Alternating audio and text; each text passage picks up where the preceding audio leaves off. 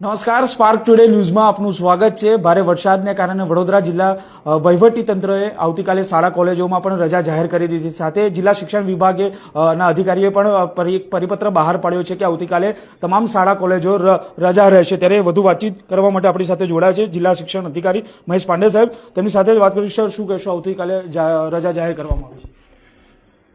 આજે હવામાન વિભાગ દ્વારા વડોદરા જિલ્લામાં રેડ એલર્ટ જાહેર કરવામાં આવેલ છે।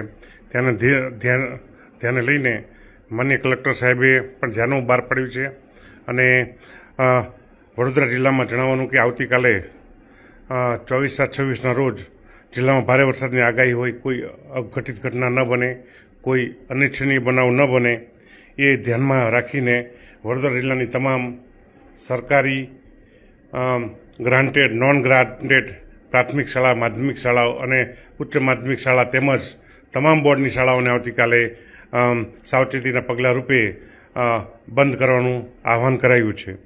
આને લઈને મારે વાલીઓને પણ નમ્ર નિવેદન છે કે પોતાના બાળકોનું ધ્યાન રાખે, તકેદારી રાખે। આવી ભારે વરસાદની પરિસ્થિતિમાં જે કાળજી લેવાની હોય તે તમામ પ્રકારની કાળજી લે। Thank you. સર, જે રીતે વાત છે કે હવામાન વિભાગે રેડ એલર્ટ તેમ છતાં પણ જો આ પરિપત્રનું કે જાહેરનામાનું કોઈ શાળા ઉલ્લંઘન કરશે તો શું કાર્યવાહી? કોઈ શાળાઓ એવું ઉલ્લંઘન કરશે નહીં। જો એનું ઉલ્લંઘન કરશે તો તેની સામે નિયમો અનુસાર પગલાં લેવામાં આવશે। સાહેબે જાહેરનામું પણ બહાર પાડ્યું છે, એટલે એ અનુસાર ચોક્કસ પગલાં લેવાશે।